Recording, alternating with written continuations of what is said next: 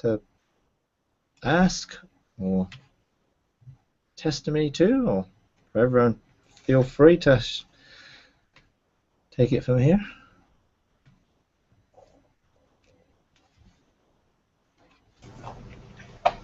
I believe we are entering now into the phase of justice. Yeah.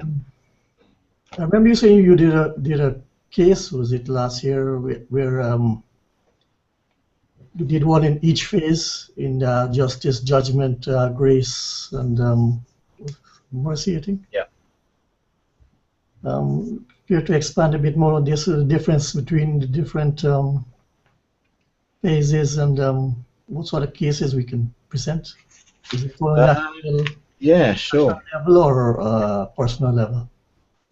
Okay. Well, I mean, I presented those cases before the Court of 70, and it was a very specific case towards, in a sense, the church, as whatever that means. But you know, the sense, the institutions that exist today, and so the whole thing of judgment begins with the household of God. God's judgment is a verdict based on evidence presented, and with a result. So there was essentially three things that I was shown how to make a case at that sort of level.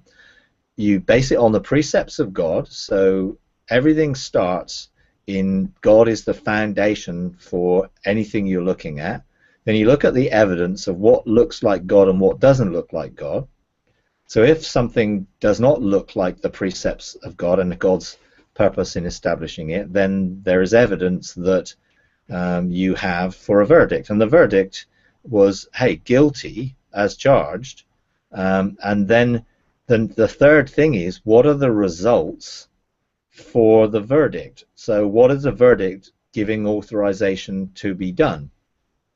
And in this sense, that was the authorization for the mantles of authority to be removed from the existing church governmental structures, which let's say is the Moses generation structures, top down, covering governmental structure.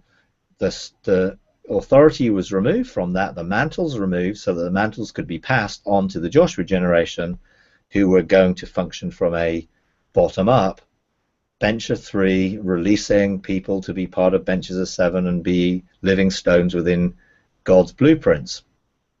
So that was the initial court case that I brought, and then God then said, now I want you to make a case for justice, grace and mercy in the next periods. And so there were very specific timings for that.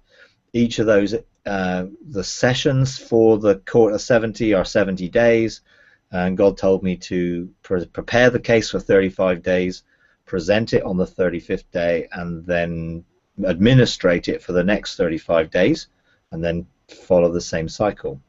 So then, you know, I then began to prepare a case for justice. So how do you prepare the case for justice? Justice is based on the precepts of God and the verdict for judgment that has been given, because justice is the outworking of the verdict. So justice in the case where the verdict is guilty is person goes to prison, you know, if it's that sort of custodial sentence. If it's not guilty, the person's let free. So justice, again, looking at the precepts of God and the verdict that God has given. What is the evidence? So you look at what is everything that's not aligned with God's purposes and therefore injustice. And anything that's not aligned with what God says is injustice. So look at your own life. If God says, hey, you have a right to this as a son of God, this is your destiny, and you're not having it, that's injustice. Because God says this is what it should be like. Justice, therefore, undoes or changes the injustice situation and begins to bring a change. So justice in this situation is the outworking of the judgment, again, so that within the Moses generation, we'll start to see the verdict released and empowered and outworking, so that all the injustices of where everyone has been robbed of authority, power, identity from a church system that has created it in an image which does not reflect heaven will begin to be taking place, and therefore people can become into freedom. We can start to see light penetrate into darkness. We can see all sorts of things. So the results of that justice were to see injustice dealt with. So that was that. And then there's grace. Well, grace is God's divine enabling power. And there's God spoke to me and said, you need to see my manifold grace revealed. So the case again was, what is grace from God's perspective? What is the eternal understanding of the precepts, statutes, laws of God that would reveal grace in its fullness? Is that grace operating today? So is there evidence for it? No. Yes. Some not. Actually, so we can then see a verdict for bringing grace. And therefore, God then began to talk about manifold grace, greater grace, and grace upon grace. So there would be cycles that would increase the engagement with the divine power of God, enabling ability of God that would bring us into sonship in the maturity of lordship, kingship. So there would be cycles where people would have an opportunity of functioning and operating in a deep, higher level or greater depth of grace that would give them more authority. That authority was only going to come to those that are operating beyond the veil as part of the Joshua generation. It wasn't going to come to the Moses generation. So as a result of the verdict, the Joshua generation has the authority and ability to use grace, greatest upon grace, but that grace will be removed from the old order, who no longer have the right to operate under it because they're not operating under the thing that God has designed. So then you have mercy, same thing. What does mercy look like from God's perspective, eternal perspective, his statutes, precepts? What does it look like? Is what we're seeing today anything that looks like that? No. So then we have a verdict that says this is not aligned with this, therefore this can be aligned with this. So then we have the ability to see the grace of God released to then produce mercy. And mercy is a dimension of the kingdom which will bring people into a fullness of revelation of who they are, in spite of everything that's gone on in their lives, and there are love bombs being ready, prepared in heaven to be released onto the earth, where mercy will just triumph over judgment, in a sense, in the world's sense. So there will be amazing episodes of mercy, but we're in the season of justice, so the fullness of mercy is not yet there. But what God spoke to me about when I did all these cases and presented these things, and I think I go into it in a little bit more detail in the teaching, the 2016 Vision Destiny series, which is free on the website. I went into some of the details of the court case, the evidence presented, the results, the declarations that can be made as a result of that, the legislation that you then can use as a result of these things being given authority in. And then God spoke to me and said, when you learn to administrate and understand the times and the seasons, you will be able to cycle the other spheres within one sphere. So we may be in the sphere of justice, and I think this may go on for a while, but you then can cycle judgment, grace, or mercy as a season within the season of justice. You can actually have wheels within wheels within wheels, if you like, within it, when you're mandated to operate in that way. So we may then see an increase in grace, but within that cycle of grace that comes when that begins, we will then also be able to cycle judgment, justice, and mercy. We won't have to wait until the end to see mercy, and we won't have to wait now judgment has been done. Well, actually, is there more judgment that needs to be brought into situations and circumstances which will come up? Absolutely. But remember, this was just one case presented for the in a sense Moses generation to release the Joshua generation. I'm sure there are thousands of potential court cases that you can do from a court of 70 perspective that uses the same basic format, but for whatever you might be authorized to do. See, this year I have no mandate to do another court case. I can engage the court of 70, and I have a role there as an ambassador for the Joshua generation. But I'm not mandated to do another case.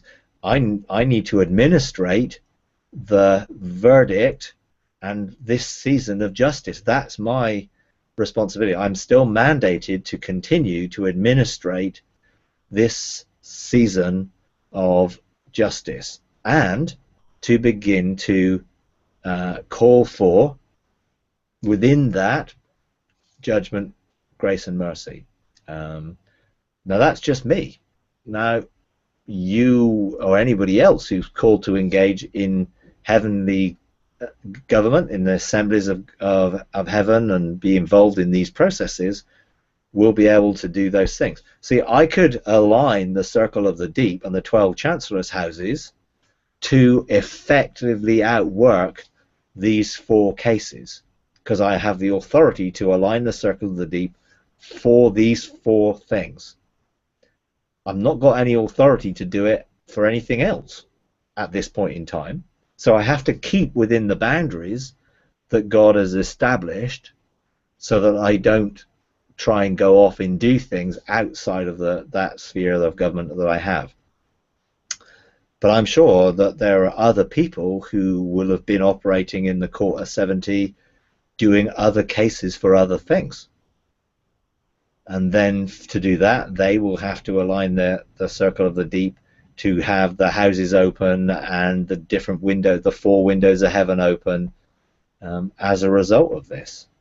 You know, so we're learning some of these things, and we're just at the beginning of our learning curve of understanding.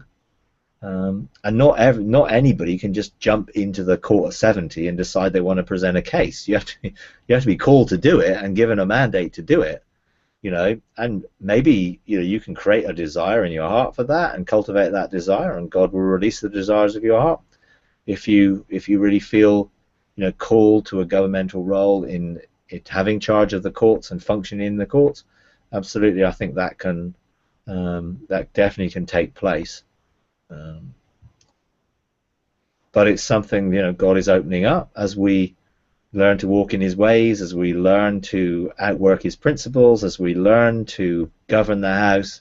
We will start to have charge of the courts and have access to the assemblies of God, which are those higher levels of places which are are there for sons to come into their positions of government and authority. But it's a process, these things. It took me about 18 months to understand how to engage the circle of the deep and understand the meaning of the 12 chancellors' houses and how those could be aligned. And then I used that revelation to enable me to make the court cases, and then I can then use the verdicts to engage continually aligning that circle of the deep to facilitate the kingdom that worked in that area. But that's just to that area. There must be thousands of other areas that I'm not responsible for, but someone else needs to be at this point. You know, I may get a mandate again another time in another season. You know, but I know this is a key function if we're going to see, you know, the affairs of the nations begin to align to God's purposes, and other things that, you know, we're responsible for. You know, we need to have the authority and the mandate to do it, and that will mean judgment, justice, grace, and mercy. You know, in every situation, that's, you know, alignment again with the four faces of God. You know, everything operates governmentally, you know, in the opening of it in 4, in the government of it in 3.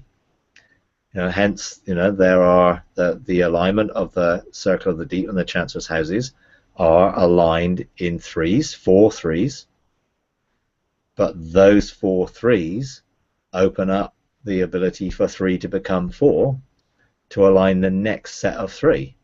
You know, and it all functions like that. I mean, it took me a while to understand it and for God to unveil it so I could, you know, have a revelation of how it worked. But that's how everything works. You know, when I've got the bench of 3 in me, Father, Son, and Spirit, within my spirit on the throne of my life, then I can come into agreement as the 4th, and a window opens for the river of life and living water to pour out of my life into the world. You know, but without the bench of 3 functioning and my agreement, there's no window. And even with the bench of 3 in me, and I don't come into agreement, there's no 4th for a window. You know, which is why God has chosen to use the 4 faces of God. You know, there's only 3, you know, in representation of God himself, but in his government he requires 4. And that means us coming into agreement. The man coming into agreement with the lion, ox, and the eagle in our priestly function for creation, because we're a royal priesthood for creation. You know? So yeah, that's sort of fills in some of the gaps on that, and you know, a little bit of it. But I do go into it in detail, you know, in the teaching series, which you might find interesting. So. I'm a bit confused about the 3+1. Yeah. Without the 4th, there is no enabling or outworking of the bench of 3. Well, in a church setting, you have a bench of 3, and you have the angel of the house, who is the representation of the 7. So without the 3 and the 7 coming together, you don't have a kahal, a house. So there's always got to be agreement between 3 and that opens up for the government of that to be released. So, you know, in a heavenly perspective, you have a bench which has government, but that government cannot be administrated until a window opens. We call them everlasting doors, if you like. For us, it means that heaven and earth must be in agreement. So we can have, you know, heavenly government, but unless there's an earthly agreement, there isn't a connection between heaven and earth for that to manifest. So God is always looking for agreement between heaven and earth, which is why you have the king and the priest forming an ark, and then you have the apostolic prophetic forming an ark of agreement between heaven and earth. And in our setting, it needed the priestly function, which is what we see as our bench of 7, agreed with our kingly function, which is our bench of 3, to produce that window for the manifestation of God's glory through that into our physical environment here. And everything, you know, has to be functions in 4 in that way. 3 is government, but 4 is a portal or a window for that government to manifest. So you always have to have agreement between heaven and earth for heaven to manifest on the earth. Now that agreement can be in me, you, as an individual, but when it comes to something corporate, then there has to be an agreement corporately between heaven and earth. So let's say, you know, our bench of 3, we engage something in heaven, we get a legislative agreement, we then present that for agreement on earth, so that we can have that connection. Because we can have all the heavenly authority we want, but actually when it comes to this being outworked, we have to have agreement with the church, if you like, to come into alignment with what heaven is saying. And that's where our bench of 7 produces that alignment between heaven and earth. And of course we do it together. You know, there's no conflict or anything in this. It's just function and communication, and then agreement, and then manifestation. You know, but that's very clearly what happened with the 12 chancellors' houses. You know, there were 3.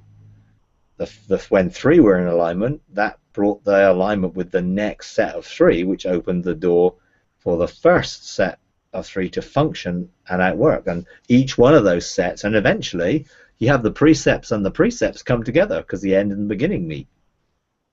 Which, you know, I had no idea until I, you know, sort of did it and outworked it, and I'm just like, oh right, now I see. Now I see how this functions, because actually the end and the beginning meet. Which means then you can then go back and the cycle can start again.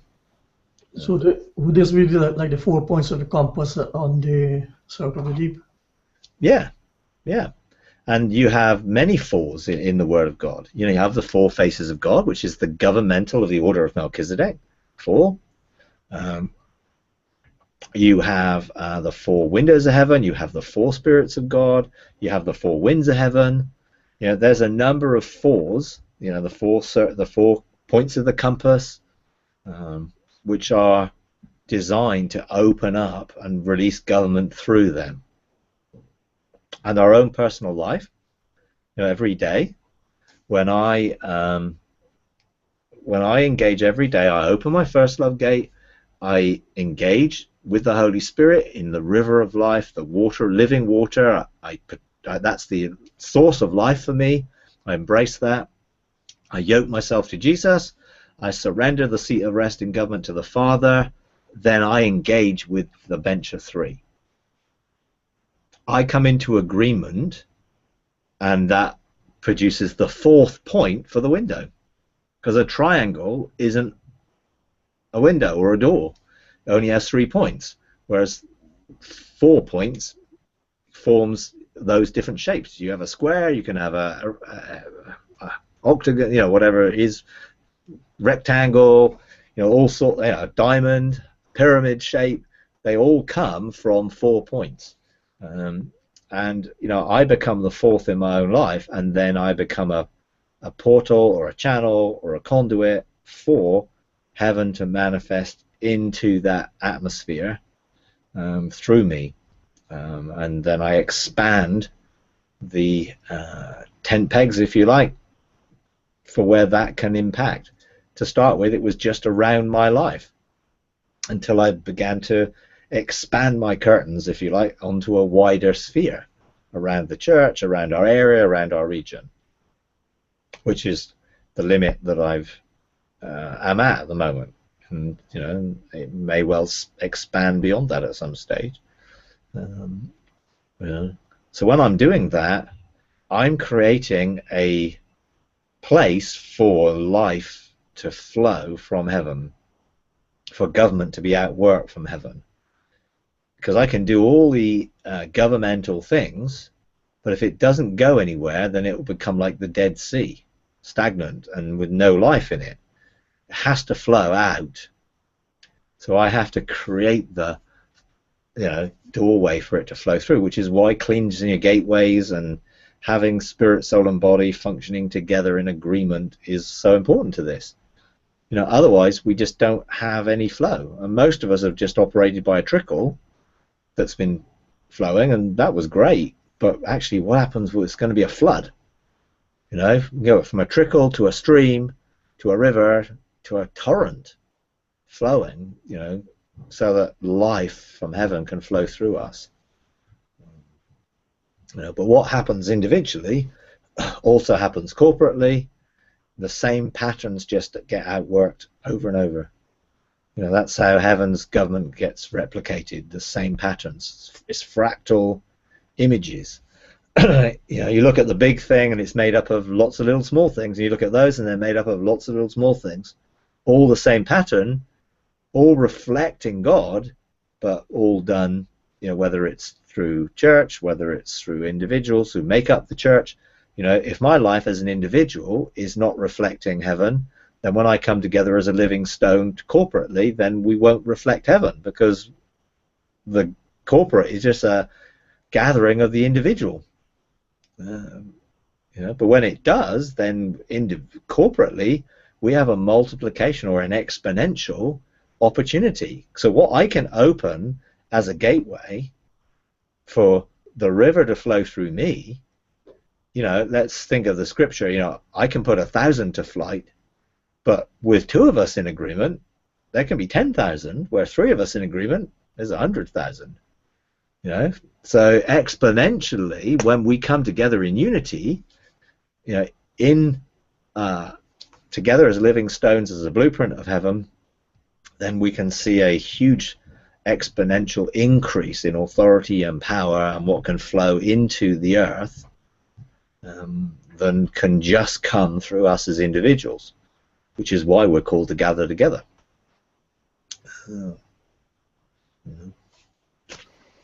Mike, can I ask a question related to that? Yeah. There's a group of us who meet up regularly, and 3 of us belong to, like the old wineskin kind of churches, which are good in themselves, but we've got different reasons for belonging to them. Like we've got children, and we just feel led to be there. I kind of, the things that I do at the moment are expand my spirit in the worship times and things like that. Because we belong to these churches, I'm just asking for a mandate, whether we as a group could go to the courts and ask for, I guess grace and mercy for them, that they would begin to come into the new wine. Yeah, you can definitely do that. I think you just have to make sure that you don't try and usurp any authority that actually the authority within that structure has. There's still a sense where in anything like this, you need the leaders within that thing to grasp and to bring transformation or transition from old to new. Right. If those leaders are unwilling to transition, then you'll find that if your being there is a provocation and they refuse to engage it, then you'll find that things will stop working. Okay. And that's what happens. The old stops functioning, so people will pursue the new. Because that's what's happened, that the actual heavenly authority of all those Moses order things has ended. So it carries no heavenly authority, but it does carry earthly authority. And while we're part of that, then we need to be mindful of that earthly authority and not try and usurp it in any way wrongly. But you can certainly administrate for the light to come in and do those things, but everyone's responsible for their personal free will choice, whether they embrace that or not. And ultimately, people have to make tough decisions, about where they're going to be, because we need new order, ecclesia established. Now, you can transition if the leaders are willing, but if they're not, then you're flogging a dead horse, as we say, because essentially, you don't have the authority. They do from an earthly perspective. The heavenly authority that you do have can only create an environment where people get to choose. So judgment creates a choice. And in these sort of situations, there are not many who are willing to transition because of what they have invested into the old, and for the reputations that they've created in the old, they're not willing to cross over and leave it, because you have to leave that old behind to cross over into the, the new. That's, in a sense, that's what happened. And for a lot of them, they're operating like Moses, doing amazing miracles and supernatural things, and actually even seeing supernatural provision and blessing. But that will stop when you cross over, because you're then operating in another level, which is a different governmental perspective, which is from the Joshua perspective. But I believe that God is going to, start removing the favor that's on some of those things, so that people will start to see there's more. Now that doesn't mean that he will stop gathering where two or three gather, because he's promised to be in the midst where two or three gather in his name. And it doesn't mean that he'll stop coming to inhabit the praises of his people. He will. It's just, I think, God's desire is to inspire people to realize there is more, and that if they just cross over and leave the old behind, then they can embrace something which is the fullness of their inheritance in sons. If you are covered by somebody else, then you are enslaved to them.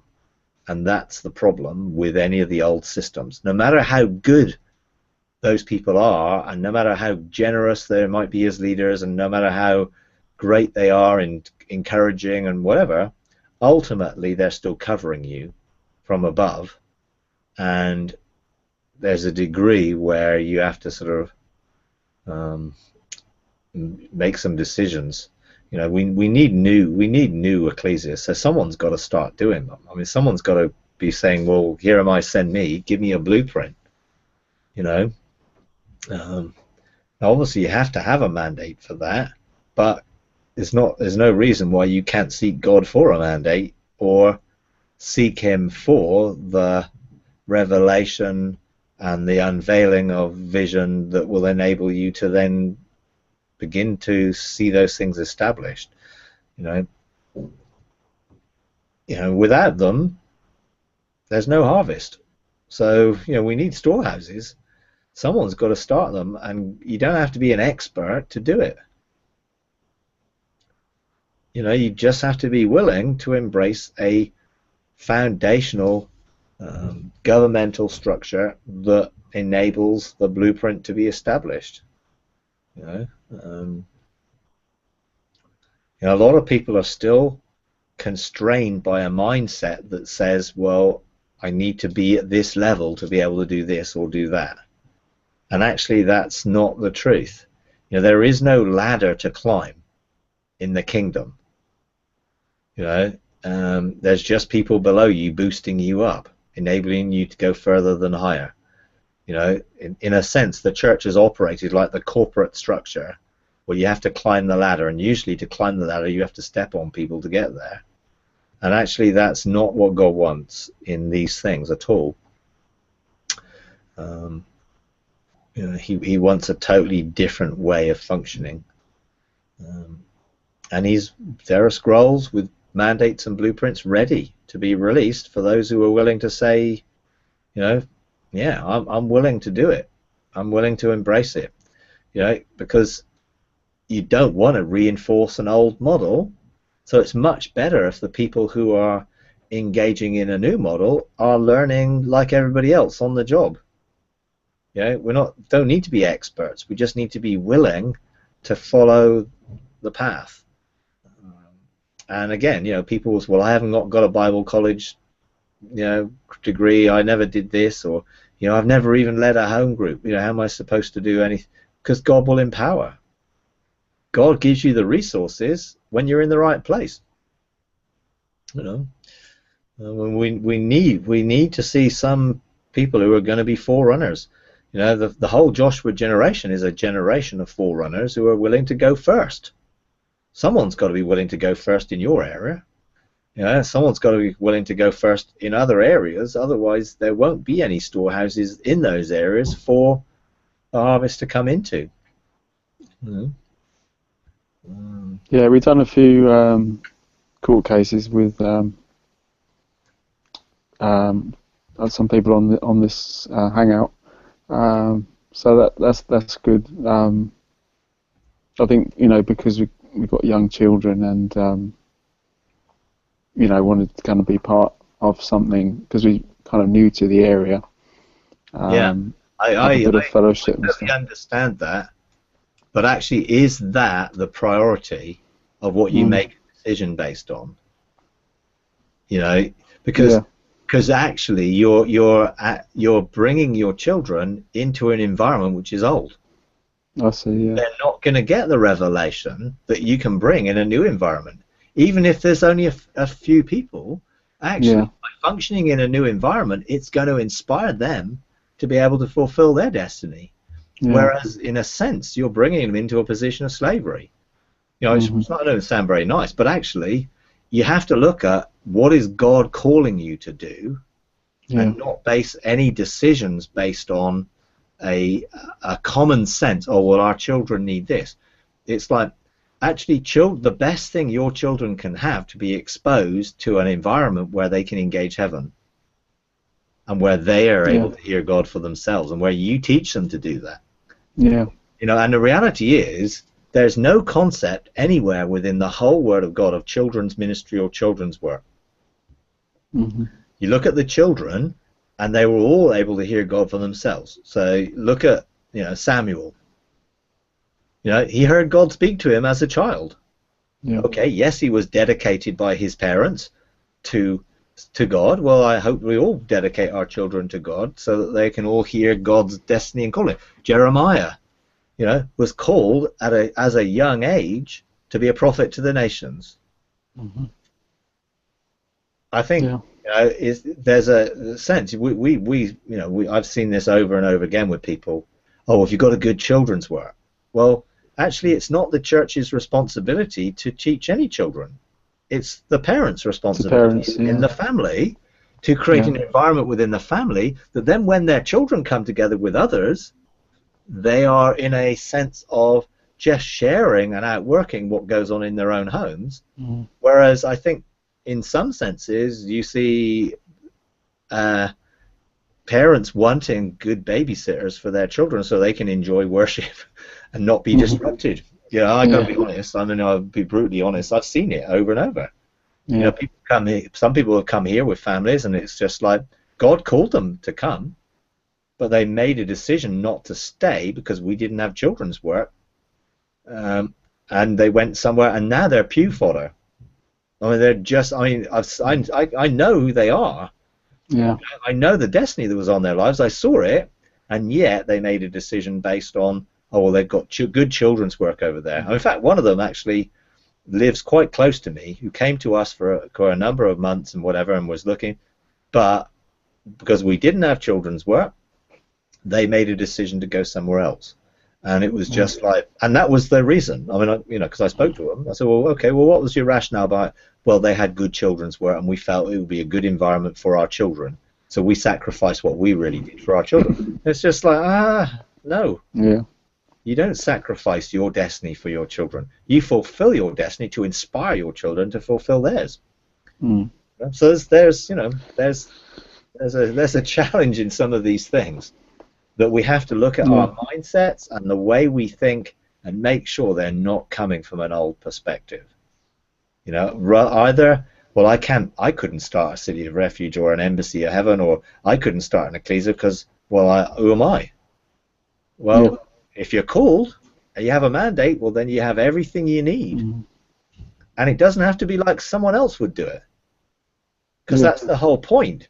Everyone needs to do it in the way that God called and has wired them to do it. You don't have to look at, oh, right, I'm going to look at this great church leader and I'll try and be like them. No, you just need to be you. Because actually that's what inspires other people to be them, when you're free to be you. And for all of us, that's all what we're responsible for, is to be us in alignment with our destiny and who God has created us to be, and outwork it. So there's a big challenge. Yeah. Old structures, mindsets. I see it I a think lot. we discussed this with Agnes and a few others, you know, because we've got children, whether we could be looking at, you know, doing a hangout for children rather than Why not? just drag them along to the church Well, on a Sunday absolutely. morning. Totally, Mm. yeah, totally agree. You see, when children come into our environment, we don't parcel them off somewhere. We include them in it. Hmm. They can go and engage with banners. They can go and engage with stuff. You know, it's like we encourage them that they can actually see and step into heaven and engage. Yeah. You know, it's like with my grandchildren. It's like, you know, when they're around, it's like we introduce them to their angels. You know, it's almost like just having it as a very normal thing. You know, because they probably can see a lot more than you think they can see. Well, I know Mm. Agnes's children can. That's for Yeah. sure, because you know Agnes has shared that, Mm. and you know, and it's like, you know, when I came back from the US, you know, I came back to a situation where my daughter wanted to speak to me. She's, I think, 22. She wanted to speak to me, 22, 23, and she was like, "Okay, I need to share some stuff with you." And then she basically said, "Well, I want to engage God."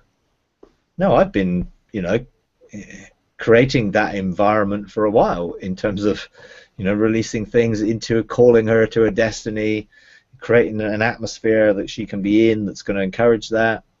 And you know, I mean, she's been around church stuff that we've done for years, and she's seen some of the, you know, more manifestations of the power of God and stuff. So she's like, well, what are you going to do? Are you going to knock me to the floor or something? So we said, no, just sit down. Just sit down, and we want you to. We're going to help you see and engage God.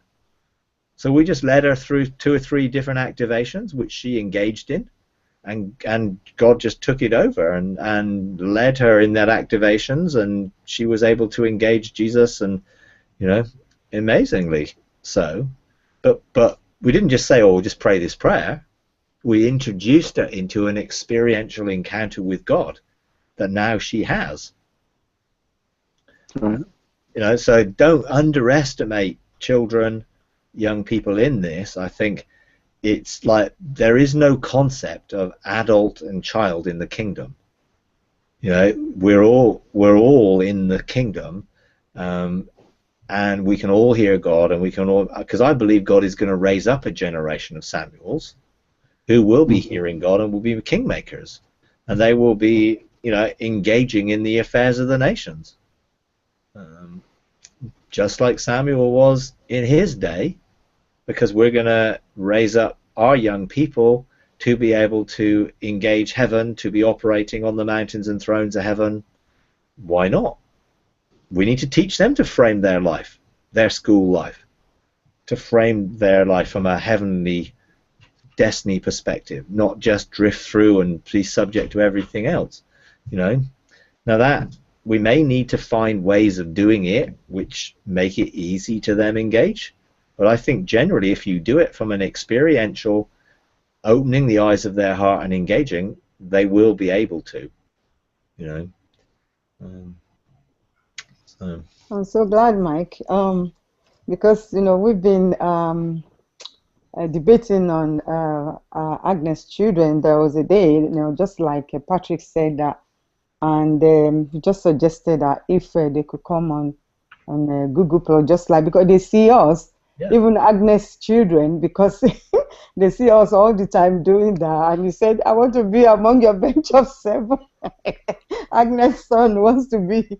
He is really, really interested, you know. And when they came to my house, and oh, I'm just so grateful for Agnes children for what she's done. You know, it's the Lord who is helping her out to do that.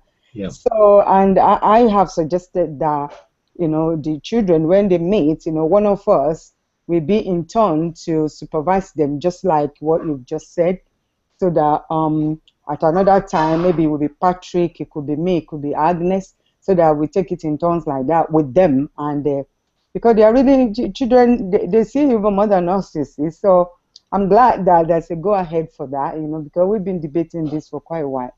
Oh, and absolutely. it's quite amazing, yeah. Yeah. And my own question Yeah.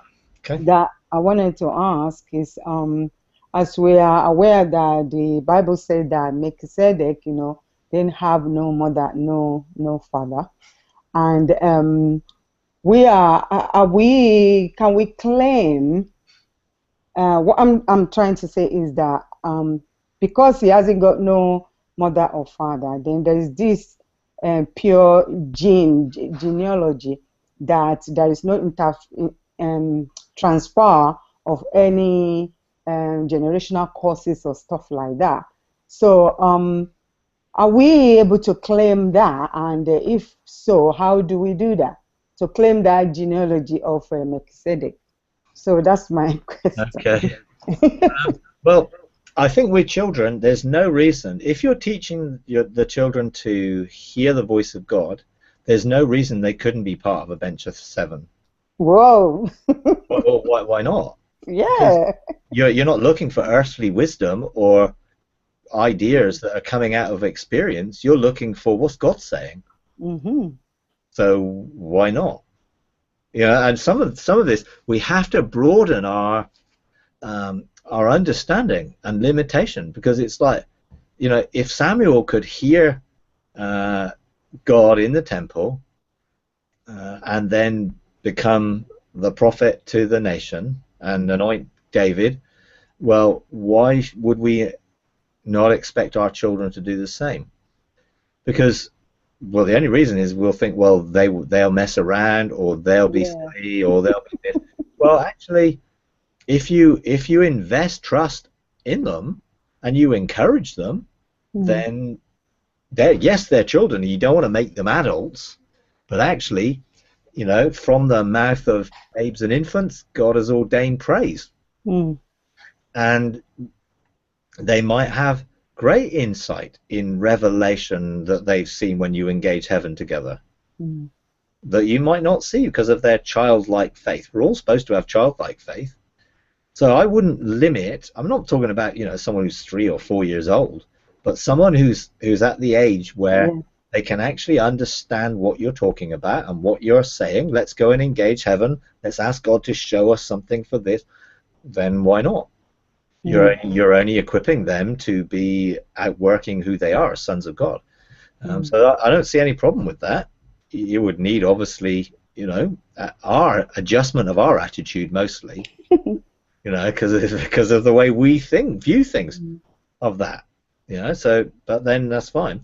In terms of the order of Melchizedek and no generational line, the earlier you are able to embrace children in that themselves, again, through get them to take communion, through embracing that process in their own lives of being set free from effectively what's come from you, and your generational line. If you deal with it in your life, then you have authority to bring freedom to them in a much easier, because they won't have cooperated with it mostly. When someone then cooperates with something in their generational line, then they set up their own need for repentance, and they have to be willing to own it to repent. But when they have not actually cooperated with it, you can actually minister freedom to them really easily. And you do within your own family line, you are able to do court cases on their behalf because of the fact that they're in the spheres of government that you're in, and certainly ensure it's only when people have to who've cooperated with those generational issues that then they have to take responsibility, because they become more. There's an agreement made once they've operated in that behavior or that mindset. So definitely you can claim it, but I think it's not automatic. You have to administrate it court case wise, and also I think encouraging them to take communion and encouraging them to see that when they take it, they're going to be more like God as a result of taking it. Simplify it, but basically they're taking the life of God, and it's going to transform them and change them into who they're called to be in their destiny. So definitely an opportunity of being able to do that. Thank you. Sorry. The issue of children is really interesting because the challenge for me is that my children see so much greater than I do. And as a result, the way, they engage more, more interestingly than I do. And as a result, that's kind of like, they're like, oh, come on, oh, come on. And I'm like lagging behind. And so if they can get, together with other children who can see as much and engage as much as, that would really keep them sharpened. Because there's a time when you did a court case with Mary and my son was there. He was helping with all the seeing and all the hearing. So he said, oh, Mommy, I really enjoy that. I want to be able to do that more. And it's just keeping them, because it's like they want more and more, and I'm not able to engage as much as they do. You don't need to engage as much as they do. You just need to facilitate them engaging. It's like, and this is where I'm not opposed to children doing things together, but I believe it's more effective when they're doing it multi-dimensionally with adults, because they then are receiving the affirmation and the encouragement that they're not treated as just children. And if you put all the children together, it's just like, oh, yes, they'll have a great time, but they're not learning to engage in the environment where they can facilitate things happening with the adults. So I would don't just see it as an either or, see it as both. They can engage with you and help in the things that you facilitate for them. They can engage with other children and learn to do that together. But ultimately, you want them to feel part of the whole, not just a separate bit that's tagged on. So just be open to their involvement. Because if they engage, all you have to do is help guide and facilitate that engagement into a particular area, which they may not have the experience to do themselves, but that's where you just create an environment where, okay, yes, we're doing this court case, we're going to hear what the enemy says in this accusation. If they can engage, then why shouldn't they hear or be able to see or engage in it and tell you what they're hearing? There's no reason why they shouldn't be part of that. We've done quite a bit with my son. We engaged wisdom, and he received some wisdom for his SATs. And this morning again, we stepped into court. He repented for a few things, to receive blessings for his SATs again. So it's just, keeping it going and keeping it interesting. Yeah, and if you're going to be involved with others, that will give him a bigger perspective than just, well, this is what I do at home. It's like, no, this is what I do in the environment that's there for it to be done. Whether that's an online environment or whether that's actually a physical environment. I think again, it's just having our minds, the limitations that are put on by our previous experiences and church experiences and even life experiences, that would say, well, common sense says I should do this. Well, actually, we don't want to be operating on common sense. We want to hear what God's sense is. What is God saying? So ask him, what is he saying? What mandate do you have for children? What is he saying? Ask him specifically. What does it look like? And be open for that to challenge your preconceived patterns of thinking that actually put a box around those things, and therefore, well, children must be in this box. They really don't need to be in a box. They need to be free. And you may find that they bring you revelation that enables you to outwork things that you wouldn't get yourself. Well, there's a bit of pride that can come in there sometimes. It's like, oh, well, you know, I should be hearing this, or I should be doing this, whatever. Don't let any limitations that you have on yourself affect them, because there shouldn't be any shoulds. This is new. We don't know. We've not been here before. You know, let's be open to a completely fresh perspective to children and that whole area, so that we don't get drawn back into the patterns of the past. Actually, it was tending to create a dependency. Yeah. Yeah, that's all. Yeah. Okay. But yeah. Mike, Yeah. Sure. so can I ask on that, when you mentioned the cloud of witnesses for children, is that something that we can begin to engage with now that you mentioned the miscarried and aborted children? Yeah, I definitely think that we're in a season that God wants to raise engaged children and bring them into their destiny, and they will need the support of the cloud of witnesses to be participating with them as they are with us.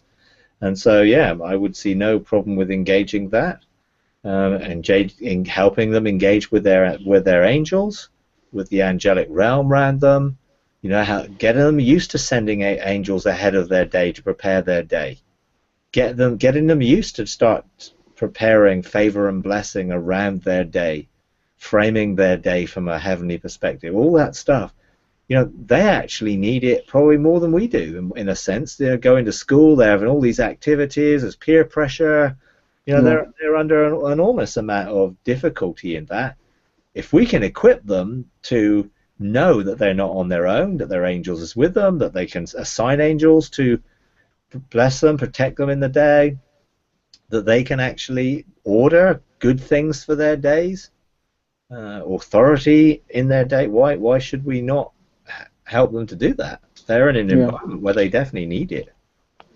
We just need to help facilitate them in their way to be able to do that, to rule in their circumstances, you know, in their school, and then to begin to help them think of, hey, heaven is flowing through me today into this school, so healing is flowing through me, salvation is flowing through me, the power to do miracles is flowing through me, you know, I can do the greater works of Jesus is flowing through me. Actually, to give them the expectation that their school is going to turn to God. And then you'll have not just one or two children, you'll have a school full of children to be able to handle. Think how fun that would be. You know, a whole classrooms of children engaging heaven and bringing revelation and blueprints out of heaven to bring change to culture and change to the nation. I mean, why not? Exactly. You know, Samuel changed a nation. Jeremiah changed a nation. I mean, these things happen, but only if we allow them to happen.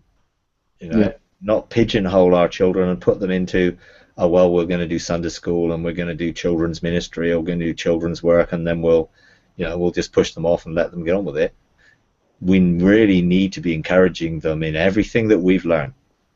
Everything that we've learned they can do, and probably more effectively than us. Let's trust them and trust God, that God is going to really speak to them and engage them and release them to be the next generation.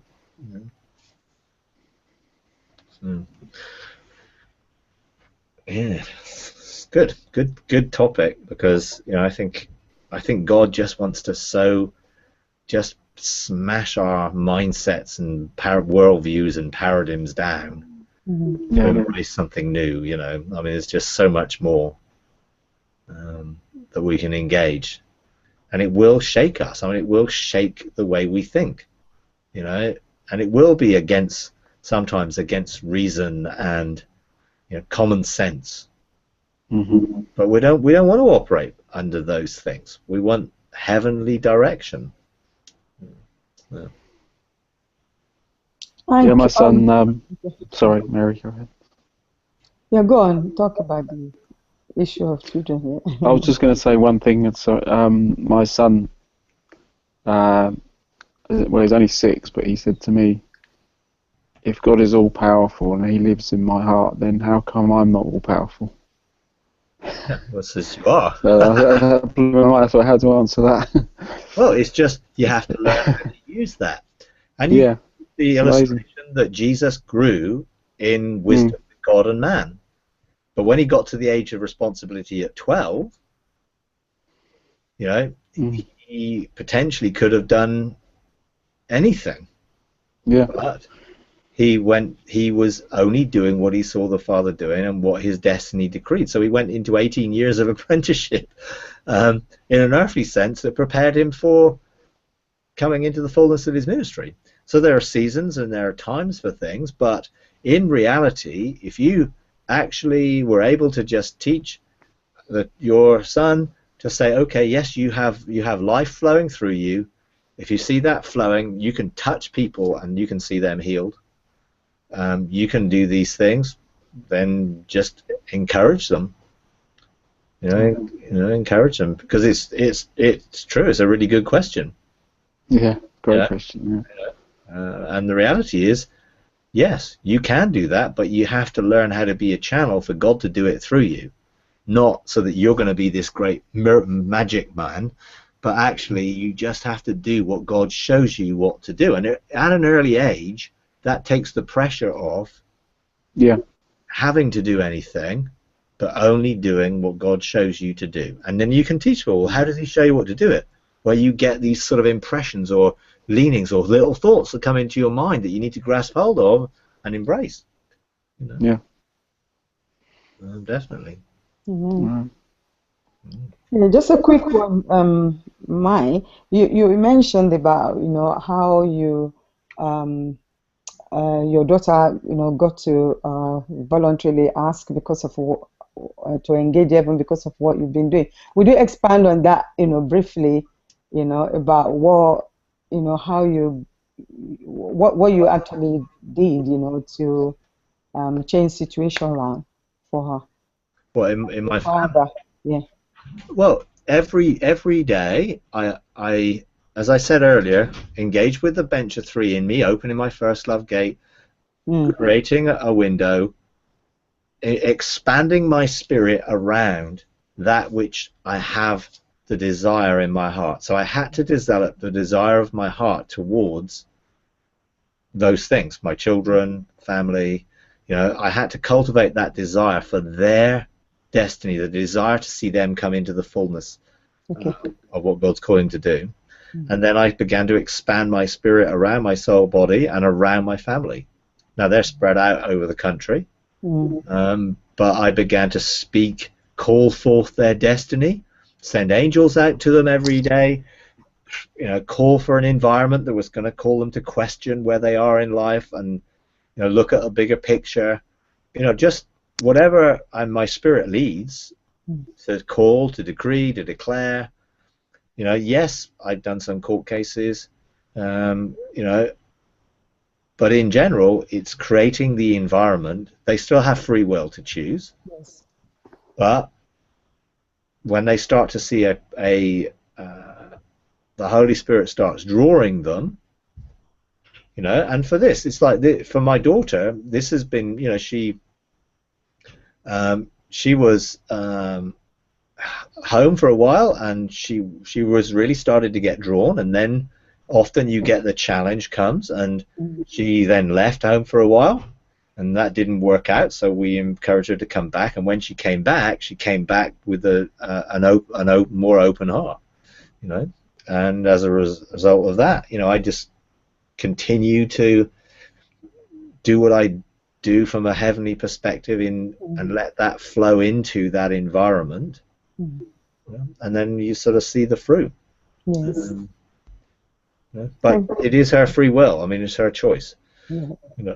But circumstances and situations around can create a desire to, okay, this isn't working in my own strength. And sometimes that means that some difficult things happen to bring that reality to the front. Yeah. So I can't do this anymore like this. I've tried coping on my own, or I've tried doing this, or this was my coping mechanism, or whatever. And when those things don't work, you want a revelation of light to be, hey, there's something better. There's got to be more. And then you're there, to try and encourage. I didn't pressure or force.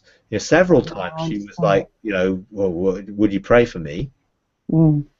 And I didn't feel actually it was the right time, so I just waited, and it was like, okay, no, I'm not just going to jump on this because she said this. I want to be sensitive to, have I seen the Father doing this? No. So even though she said, well, will you pray for me? I knew it wasn't the right time. So I trusted that I would know when the right time was there, and that she would continue her journey when she was on a point where she needed to surrender. That's the key, not just, look for a bit of help, Anyway. Very helpful. Thank you. Okay, no problem. Okay.